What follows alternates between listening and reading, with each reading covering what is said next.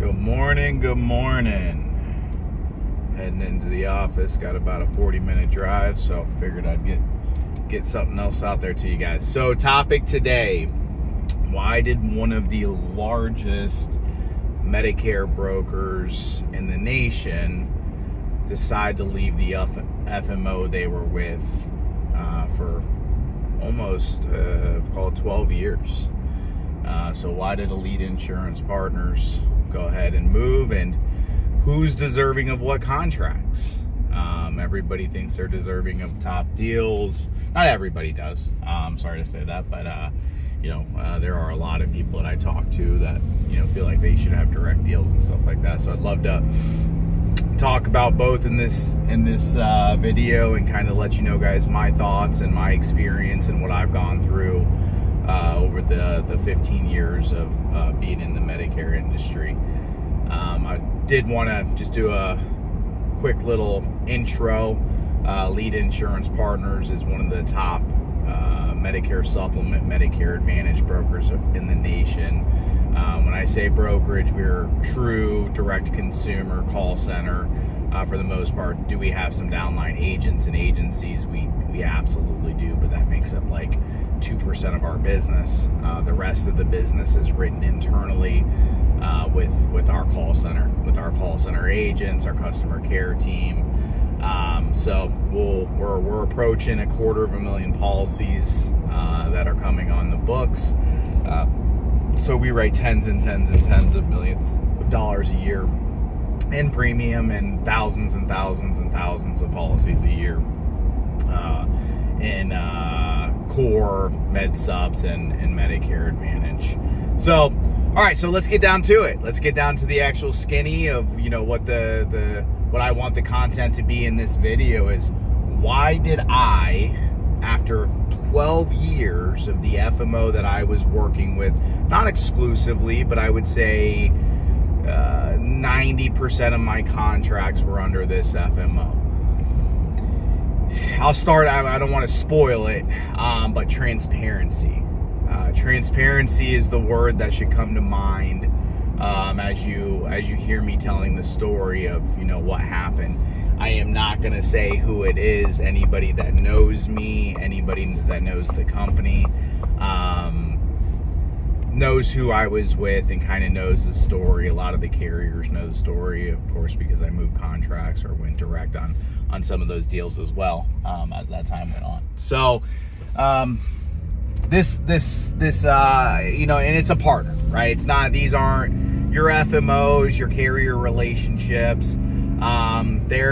This is a business partner, right? And I consider anybody that I do business with, third party, internally, whether it be a team member, carrier, FMO, they're partners of mine. And why do I say they're partners of mine? Because we're helping each other out. We're helping grow their business, they're helping grow our business. So I expect it to be a partnership. I don't expect it to be one-sided for them nor for me.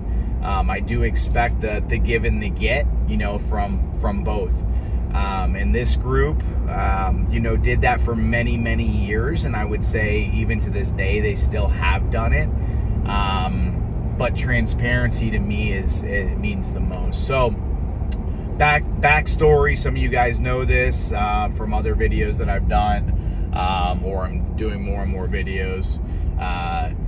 Some of you guys know this, but most of you guys probably don't. So we were dominantly a Medicare supplement shop for many, many, many, many, many years. And April of last year, so April of 2023, we had all of our internal agents actually become hybrid agents. Now, we've always offered Medicare Advantage, and we've been call center certified for many years on the Medicare Advantage side, but only a very small team actually offered Medicare Advantage, or actually wrote Medicare Advantage. So our Medicare supplement clients would get on the phone with the prospect, and then they would go ahead and do their needs analysis, fact finding, and then if a Medicare Advantage was the right fit for that consumer, or that's what they wanted, then we would go ahead and transfer it over to that MA specialist. The MA specialist would go through everything and do the enrollment. So we've always done Medicare Advantage.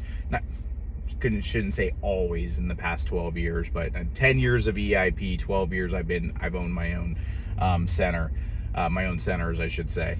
But it's been a long time that we've been doing Medicare Advantage, when it started, really coming about 7-8 years ago. So that enrollment specialist took care of it. And then April of last year, 2023, we had now all of our agents offer both MedSup and Medicare Advantage, so they can sell write the MedSup. They can also write the Medicare Advantage. So now we don't have to worry about that.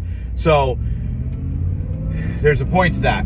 The point to that is I really didn't pay attention to Medicare Advantage until last year in regards to compensation. Was I getting paid what I was supposed to? Because it was such a small portion of our business.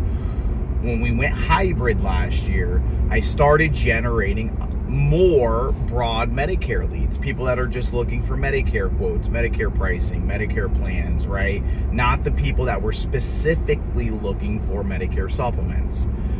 For those that don't know, Elite Insurance Partners owns MedicareFAQ.com, MedicareCompared.com, ApplyForMedicare.com. We've got a lot of different domains. Those are our 3 core brands that are out there. Got a lot of domains that are out there, but we're really good at advertising, and we were always specific to, we're about 95% accurate on what somebody's going to buy based upon our advertising. So we weren't generating a ton of Medicare Advantage leads. Well, as we kept growing and growing the team, we needed to start broadening our advertising, right? Go after not the non-Medicare supplement keywords and go after more broad Medicare. And we were doing some Medicare Advantage as well. And that's a whole nother, I'd love to tell you guys about the lead gen, and actually I'll probably do a video after this, depending on how long this one is, to kind of talk about the lead gen and the different channels and stuff like that. So prior to going hybrid and broadening our Medicare, broadening our keywords and stuff like that, and our advertising, we were 95% Medicare supplement, 5% Medicare Advantage. Last year, even going into April, right, Q2 is when we launched. Somebody's got I guess there's still subwoofers in cars and bass and stuff, and it's 7 o'clock in the morning. So if you guys hear thumping, somebody's thumping out at 7 o'clock in the morning. Last year, 80-20. 80% Medicare supplements, 20% Medicare Advantage. This year, right now, we're at 70-30.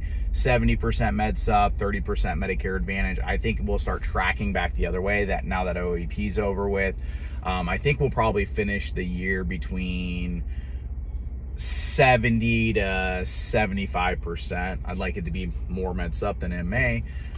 And like I said, we'll talk about commissions and stuff like that here shortly. So got into Medicare Advantage. It was never a focus of mine. Didn't really pay attention to the commissions. Didn't pay attention to, the levels. Now, I was taken care of because of the fact of how much Medicare volume we do in general on the Medicare supplement. I can't say taken care of, but we did have good levels on the MA side of it from an admin perspective because of the volume that we've done with this FMO over the years. And that's a good partner. That's a good partnership. They should do that.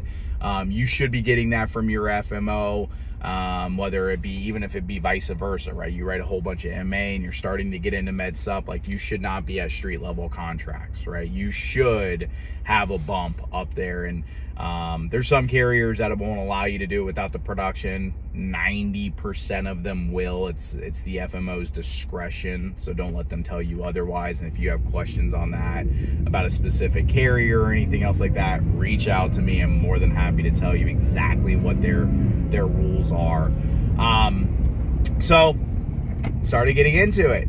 April comes around, we write, I think the first month we wrote like 100, and then we wrote a couple hundred the next month, and we got to the point where we're doing some volume, and I'm like, okay, now these numbers, we're starting to pay for advertising in that sector. I got to start figuring out the CPAs, lifetime values, and everything else, just to make sure that this makes business sense, and we don't go out of business from it. So start putting everything together and start reaching out to some of my peers.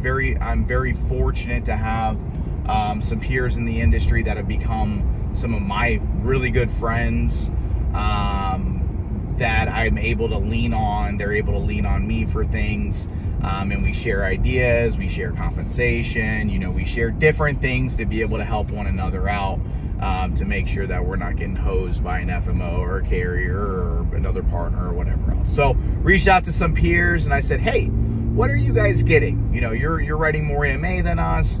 What are you guys getting? What does the admin dollars look like? What is the co-op, right? Now, all this might be for nothing of me talking to you about Medicare Advantage, with all the new CMS stuff coming out. Who knows what's going on?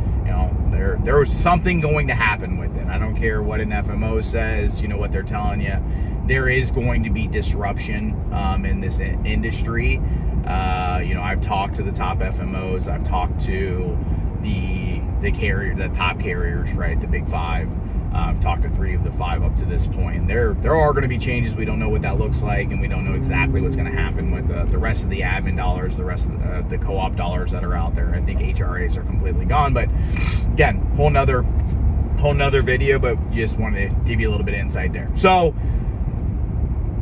talking to them, and I'm like, I am not getting what I should be getting. Now, if you're a good partner, okay, and if you're a good FMO, and there's a lot of good FMOs out there that are fully transparent, that will tell you exactly what it is, right? Hey, once you hit these numbers, here's what this looks like, everything else.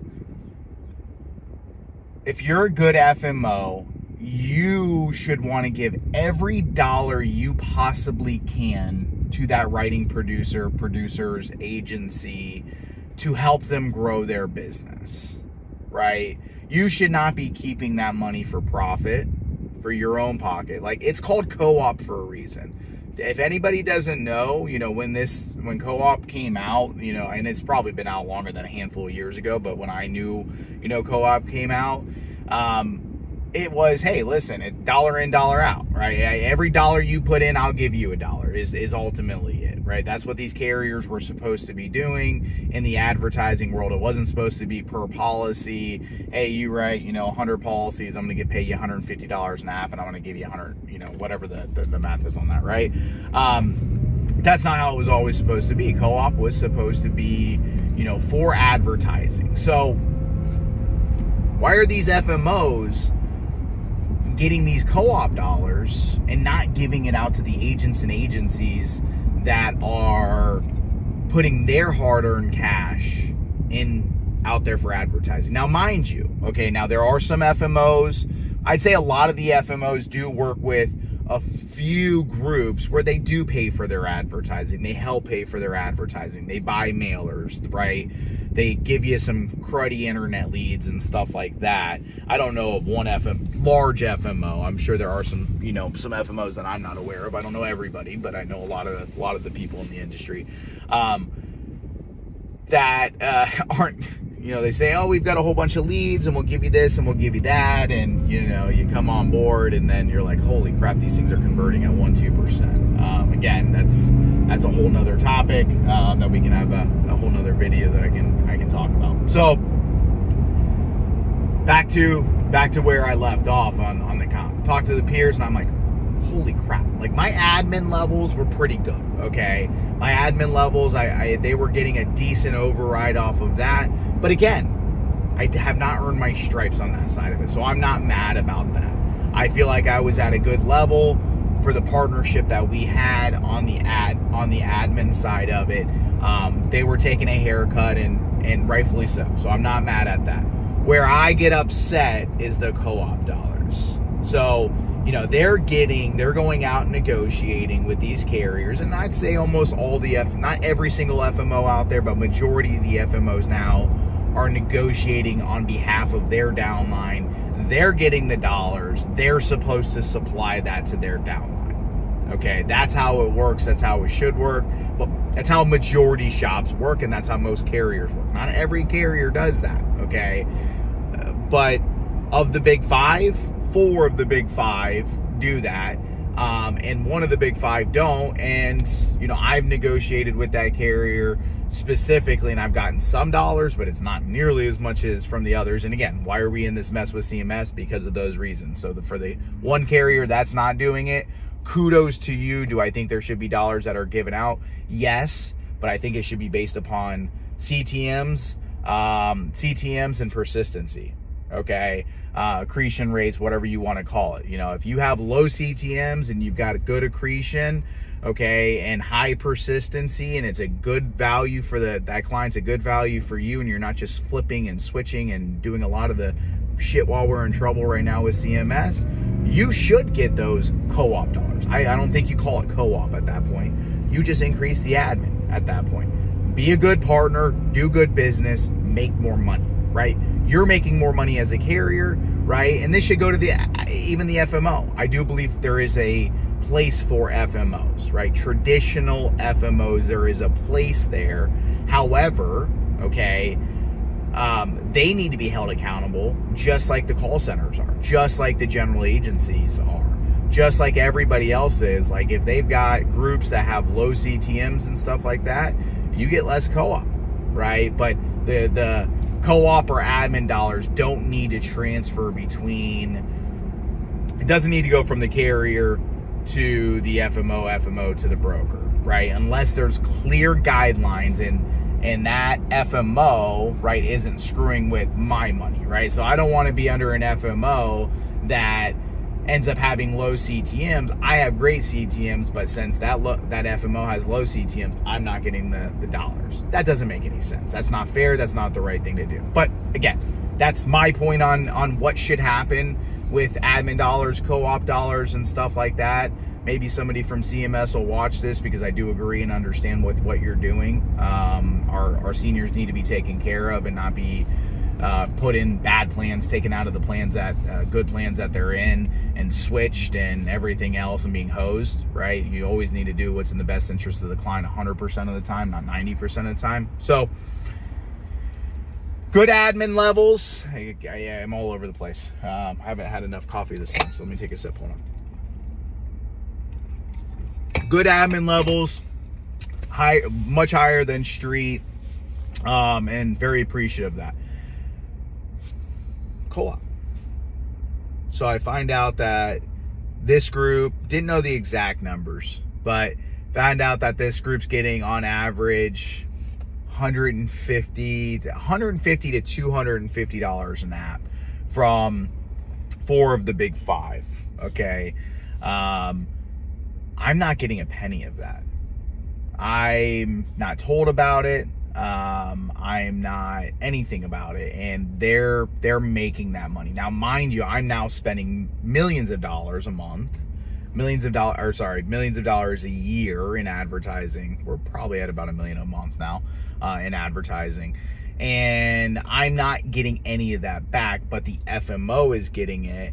And they're not distributing 100% of that. Like I'm not certain. So, FMO that I left, don't legally come after me for saying that. I'm not certain, but I would have to assume they're probably, distributing 30 to 60% of that. And the rest of it, is padding their pockets for their EBITDA, for their private equity partners and stuff like that. And that's just not this group. This is every group. This is a majority of the big FMOs out there are doing this. I've had conversations with their downlines. Not everyone is doing it, but a majority of them are doing it. That's not okay. So let me tell you the story. So I ended up finding this out, and I go to them and say, co-op, where's the co-op dollars? Why am I not getting that?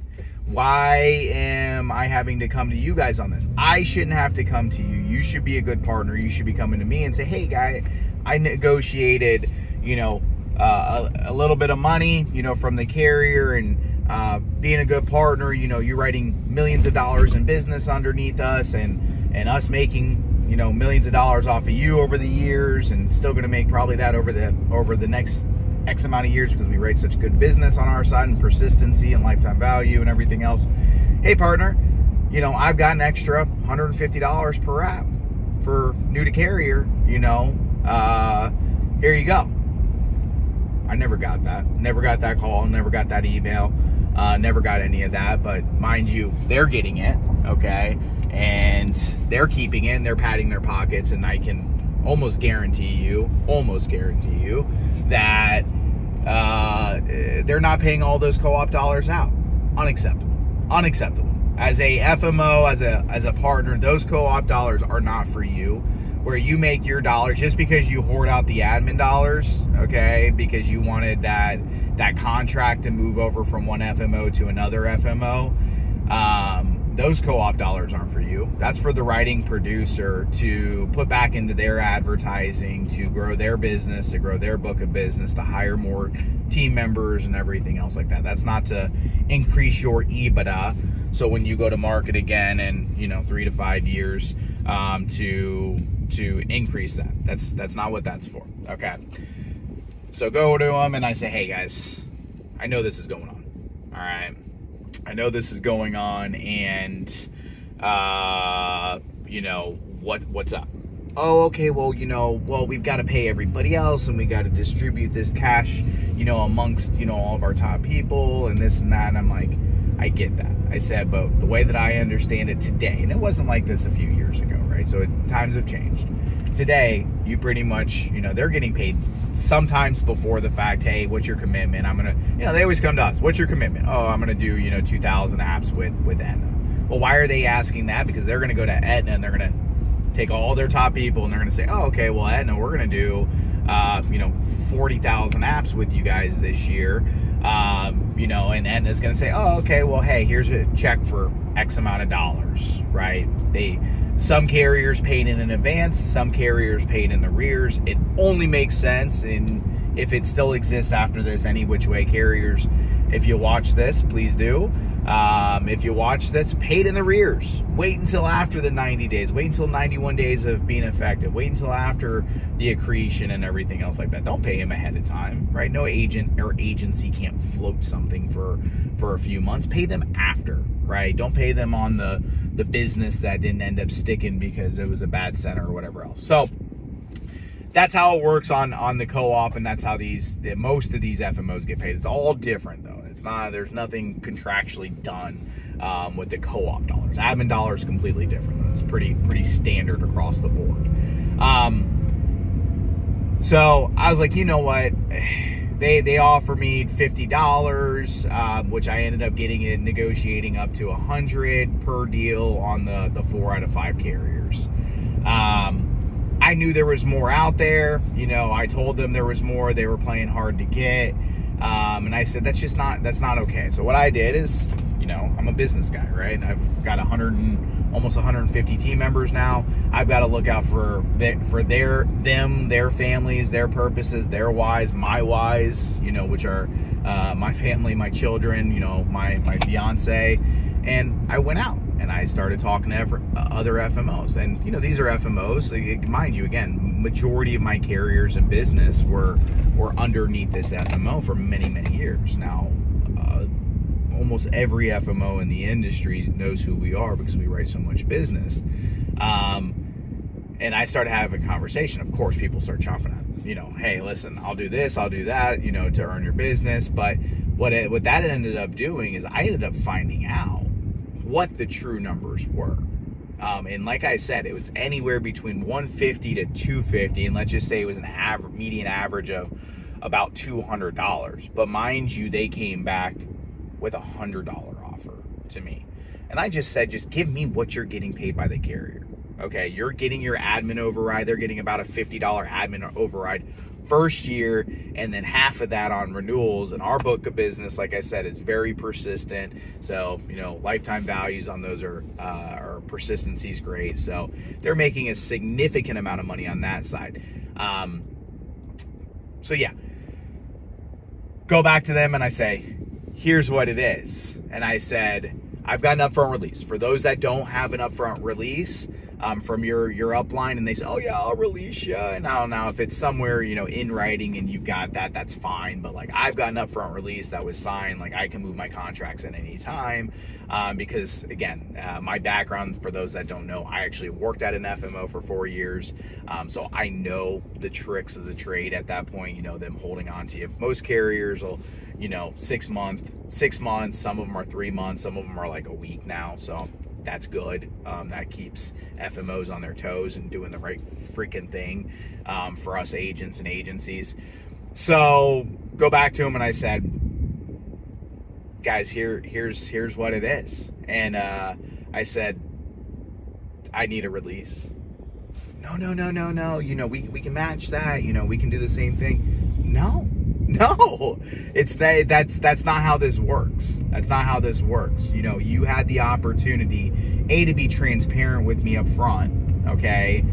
To come to me as a good partner and say, hey, I've got some extra dollars for you so you can grow your business, write some more apps so we all make more money, so on and so forth. Gave you the opportunity 2 more different times to make it right on the co-op side of it. And you wanted to play games and everything else. And then now whenever I'm coming to get a release, now you want to match what that other group is giving me. That's unacceptable. Guys, there's a lot of people that are listening to this that don't even know those co-op dollars exist, okay? Or you're only getting a certain level, and I'll talk about that here in a second. We're 26 minutes into it, so I'm going to try to keep it at like 35 minutes, so I don't bore the hell out of you guys.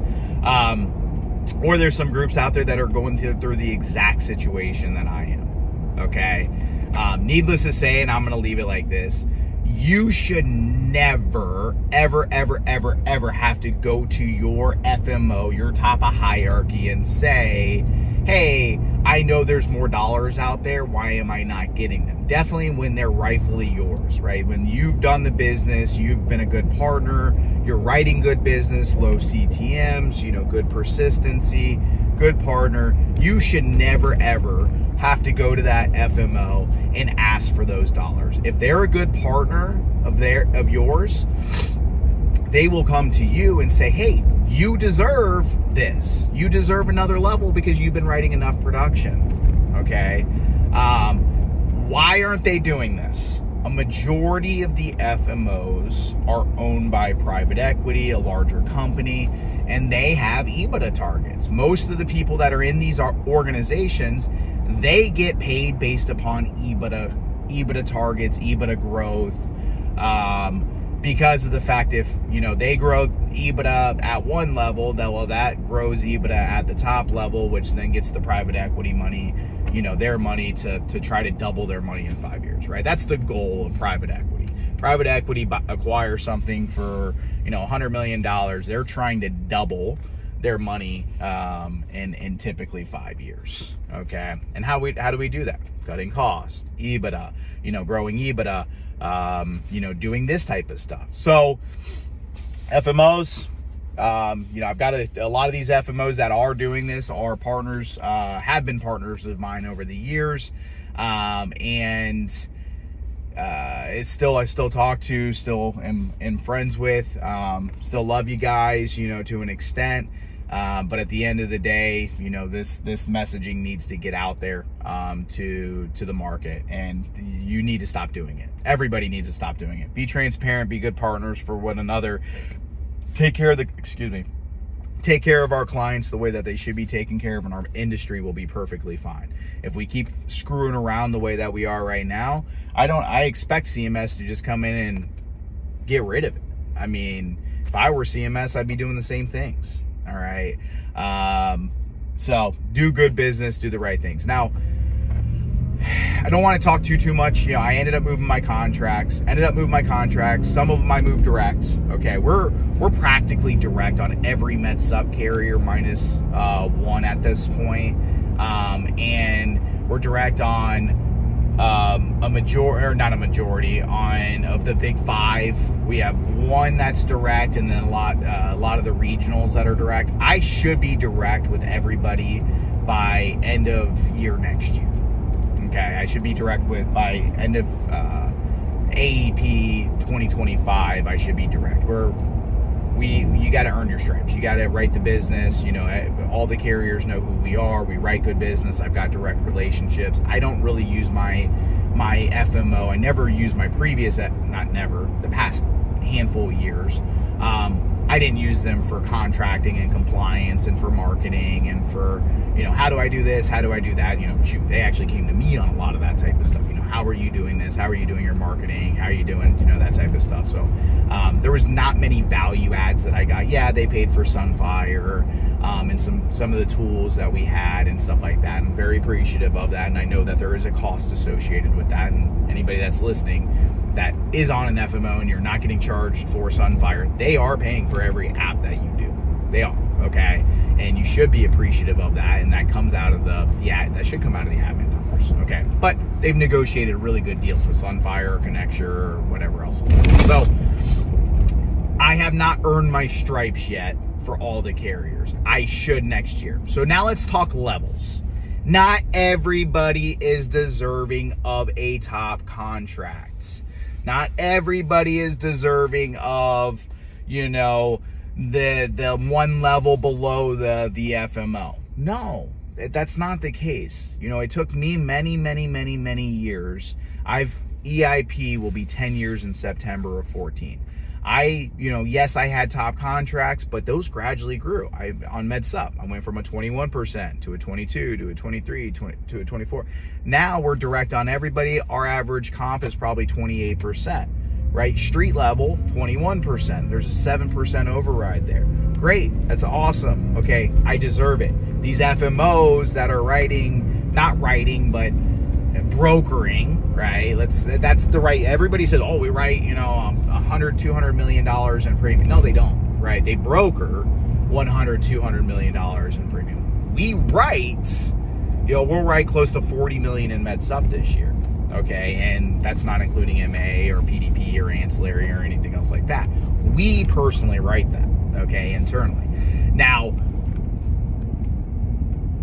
you should not have to go to your FMO if your FMO is semi-tech savvy and they're all getting your business now, right? Data is great. They love data. Everybody loves data. We want to see what's going on, who's doing what. They get reports from the carriers. It wasn't like it 5 years ago, but today it is. You should not have to go to your FMO and say, hey, I wrote $250,000 last year in MedSup. Why didn't you bump me up to a 22 or 23? A lot of you guys don't even know you could be bumped up right now based upon the production that you're doing. Love to have that conversation with you. If you ever want to know, I'll tell you exactly what it is because it's not a secret. A lot of people just don't do it. And these FMOs aren't going to come to you and say, hey, come take money out of my pocket. They should though, right? They should 1,000%. If you're deserving of, you're on a street and you get your feet under you, you write a whole bunch of business. My average agent writes about $1 million a year. Not now, before. Now that we're writing more MA, but I'd say it's probably, we've had agents write over $1 million in MedSup premium, right? Over $1 million in MedSup premium in a year. And that $1 million should get you like a 25% contract. Now, we supply all of our leads and all of our technology. It doesn't cost them a penny to come in. They jump on the dialer and they make money. And I've got some agents that make, $250,000 a year. So they're very well taken care of on that side of it. And some of my agents are going to watch this video, and that's fine. But let's just say you as a general agent, doing your own thing, wrote $1 million, right? That for most carriers, that's like a 25% contract. Right, that's like a 25 from a street level of 21 on MedSup, right? MA, it's ready to sell agents or number of apps. Every carrier is a little bit different. Again, what I said earlier is, a lot of these FMOs whore out the admin levels on the MA side of it, and then they just keep the co-op or keep a very large portion on the co-op, right? That's not the right way, but unfortunately, one FMO started doing it, then the next FMO started doing it, and then it just got messy. Maybe with all this new CMS stuff, it'll get cleaned up again, and then the carriers will actually require certain production levels, certain CTMs and stuff like that to get the higher levels. If they did that, that would clean up the mess on the MA side. But the moral of the commissions is the fact that not everybody deserves top contracts. Okay, I don't deserve the 4 contracts I don't have today. I am working my ass off to get those 4 contracts over the next, hopefully, like I said, AEP, end of AEP next year, TBD. But hopefully this was insightful for you. If you have any questions in regards to the commission you're getting, you're not getting, what is the right thing? Now, don't come to me and say, hey, I rate, $20,000 a year in premium, or I rate 5 apps. No, you're 21%, right? You're street level. You're at the traditional 611, 306. If you're above that, again, they're just whoring out the commissions to you, and that's up to the FMO, whatever they want to do. I'm not saying it's a bad thing, it's a wrong thing. I just, we had to work at the bottom and had to grow up. So, that's where I am. Now co-op. I do want to talk, let me talk co-op before I get off. I'm at 36 minutes, so I'm going to try to keep it at no longer than 40. So 1.5x speed. If you haven't already done that at this point, you don't 1.5x speed videos, do that. I know a lot of people just watch it at 1, and I'm like, why do you watch that 1? I'm like, I can get through this double time, like 1.5 speed. So co-op, right? Everybody should be deserving of the co-op. Everybody should get 100% pass through on the co-op. Only if that FMO does not supply you with a whole bunch of add-ons, right? Like I said, if they're giving you free leads, they're covering some of your admin costs in regards to your new business costs. They're helping you grow your organization by funding you cash, like doing that type of stuff. No, you don't count, okay? But most agents and agencies out there, the FMO is there for one-off questions, to get things done with the carriers, to get some applications pushed through, right? They're not supplying a ton of resources to most well-producing agents and agencies. Most well-producing agents and agencies are self-sustaining, they're doing their own thing, and the FMO is there, when that time comes and when it's needed, okay? So if you're getting in, listen, everybody's got to start somewhere. I use the hell out of my FMO at the very beginning of our relationship, okay? And they got a lot more dollars off of that, and that's how it should be, right? That is the right thing, and that's where I say FMOs are needed, okay? Don't like what most of the FMOs are doing in this space, but FMOs are needed, okay? So CMS, you hear that, you're hearing it from somebody, just watch this video and you'll see how biased I am one way or another. FMOs are needed, but it does need to be cleaned up, okay? So, hey, listen, more and more videos to come. Any videos that you want to hear me talk about, I'd love to talk more about, marketing and that type of stuff, but we're 38 minutes into it, so I know exactly how long it took me to get to the office today. Right around 40 minutes. I think I said that at the beginning of the video.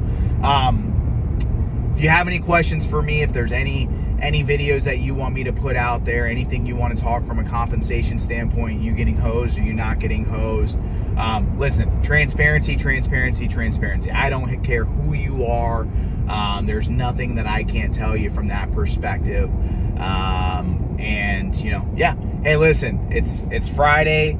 Go out there, help as many people as you can. Do the right thing 100% of the time. If you do that, everything will work. All right, go enjoy your purpose. Go enjoy your whys this weekend.